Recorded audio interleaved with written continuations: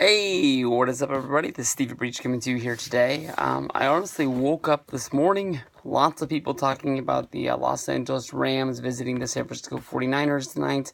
And honestly, I watched ESPN a lot today. It was not the best topic of conversation as being either a Rams or 49ers fan. This seemed like the game that nobody wanted to watch, let alone nobody wanted to go to. One of the best headlines I saw of the day was that basically 49er tickets were selling for the price of 2 pretzels at the stadium. StubHub had tickets listed as low as $15. As of early this morning, I'm sure tickets fell in price. When you were watching the game, you honestly could look up into the stands and tell that honestly nobody was sitting in the upper 300 sections. But I think that honestly, for the people that went to this game and the people that watched it on TV, this turned into a real action-packed thriller. That was pretty much a good game. The announcers were covering it for the fact that this was, people were saying about Thursday Night Football this year being sloppy, that nobody seemed ready to play. But this one, I think, honestly, with 80 points scored in the game, I think covered up the fact that neither team's defense played that well. Last week, the 49ers hung in there with the Seahawks. They almost won the game. The defense was not up to par like it was last week. The Rams basically did almost anything they needed to against the Niners. Todd Gurley had a career day with 150 total yards receiving and rushing on the day. The Rams scored maybe 5 touchdowns against them. Almost everybody on the offensive side of the ball on both teams looked good. Even Brian Hoyer looked like a real quarterback. You take away the opening play of the game where the 49ers threw up an interception that might as well have been a pick six. I think that honestly, Hoyer even played a good game. I haven't pulled up the stats yet on Hoyer, but 23 completions for 300 yards, a lot better than the 99 yard reception game he had last week. Carlos Hyde went down early in the game, but did ended up coming back. Had 84 yards. Pierce Garçon, 142 yards receiving.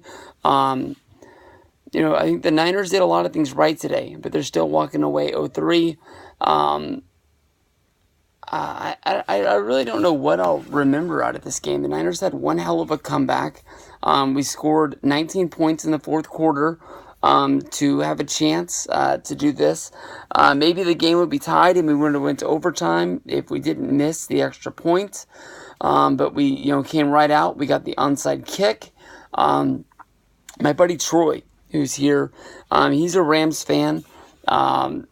He didn't understand the fact that the guy who was going to catch the ball ended up getting hit. The announcers made it seem like he was fine. I honestly kept telling him that I honestly just didn't know the rule.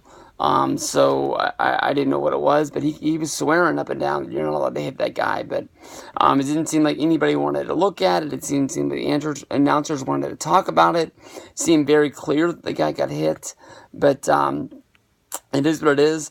Niners showed some heart. I know that I talked a lot last week about, moral victories and them not really meaning a lot right now. But maybe it is a point we start picking those up. Because as of right now, we're 0-3. We've lost to the Seahawks. We've lost to the Rams. I don't really know where we go from here. I know that Gurley said that they play the Cowboys next. I don't know who the Niners pull. But we got to start wondering, what we're doing this year. We don't want to run ourselves into the ground, but we don't really want to not take this time to get better. So,